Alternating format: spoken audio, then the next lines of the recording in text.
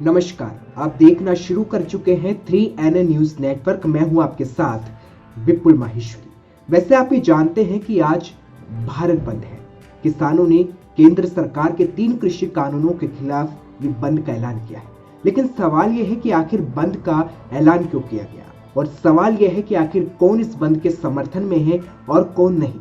और सवाल यह भी है कि आखिर सरकार अब क्या कर रही है। लेकिन सवाल यह भी है कि क्या किसानों के इस बंद में राजनीतिक पार्टियां दो खेमों में बट गई है। और आखिरी सवाल यह है, क्या इस बंद से फायदा किसानों को होगा या नहीं। इस रिपोर्ट में देखिए इस बंद पर यह रिपोर्ट। पंजाब और हरियाणा के हजारों किसान पिछले 13 दिनों से दिल्ली की सीमा पर डटे हुए हैं। आंदोलनकारी किसानों ने आज बंद बुलाया है। इस बंद को कोई राजनीतिक पार्टियां तो कोई ट्रेड यूनियनों ने भी समर्थन किया है। किसान मोदी सरकार के 3 कृषि कानूनों का विरोध कर रहे हैं। किसानों और केंद्र सरकार के बीच अब तक 5 दौर की बातचीत हो चुकी है। इसके बाद भी कोई सहमति नहीं बन पाई है। छठे दौर की बातचीत बुधवार को होनी है। इसके एक दिन पहले यह बंद बुलाया गया है। लेकिन सवाल यह है कि आखिर बंद क्यों बुलाया गया है। बंद किसानों ने बुलाया है। किसान तीनों कृषि कानूनों को वापस लेने की मांग के साथ 13 दिन से दिल्ली की सीमाओं पर डटे। किसानों के बंद को कई विपक्षी दलों, ट्रेड यूनियन को समर्थन मिल रहा है। और सवाल कई बड़े हैं कि आखिर कौन सी पार्टी किसानों के बंद के समर्थन में है और कौन विरोध में। अब तक करीब 20 राजनीतिक पार्टी किसानों के बंद के समर्थन दे चुकी है। इसमें भाजपा की सहयोगी असम गण परिषद और राष्ट्रीय लोकतांत्रिक पार्टी भी शामिल है।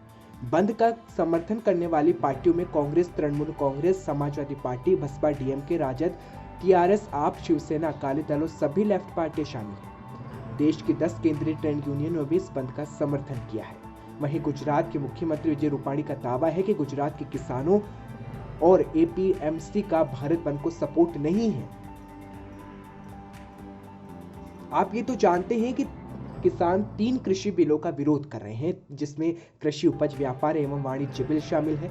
दूसरा कृषक कीमत आश्वासन और कृषि सेवा करार विधेयक शामिल है। तीसरा आवश्यक वस्तु विधेयक शामिल है। सरकार दावा कर रही है कि इससे कृषि क्षेत्र में निजी निवेश बढ़ेगा। कोल्ड स्टोरेज व फूड प्रोसेसिंग के क्षेत्र में निजी निवेश बढ़ने से किसानों को बेहतर इंफ्रास्ट्रक्चर मिलेगा। लेकिन किसान मांग कर रहे हैं कि शुरुआत में ही कानून वापस लिया जाए। ऐसा लगता है कि 9 दिसंबर को मीटिंग से सरकार कानून वापस लेगी। लेकिन किसान नेता राजेंद्र आर्या भी कहते हैं कि तीनों कानून रद्द करने के अतिरिक्त किसान किसी बात को नहीं मानेगा। अब सवाल है कि किसानों की मांग पर सरकार क्या कर रही है। किसानों के 4 दौर की बातचीत के बाद वार्ता में बिंदु पर लिखित जवाब मांगा, जिन पर चौथे दौर की मीटिंग में सहमति बनी थी। सरकार ने किसानों को लिखकर दे भी दिया है कि वही मीटिंग में सरकार जब संशोधन की बात अड़ी हुई थी तो किसानों ने कहा कि जीएसटी में भी आप काफी संशोधन कर चुके, लेकिन फायदा कुछ नहीं हुआ। तो सवाल यह है कि क्या कानून वापस लेगी सरकार। 5 दिसंबर को किसानों के साथ 5वें दौर की बातचीत से पहले पीएम मोदी ने गृह मंत्री अमित शाह और 3 अन्य मंत्रियों के साथ मीटिंग की थी। सूत्रों की माने तो इस मीटिंग में कानून वापस लेने पर भी चर्चा हुई।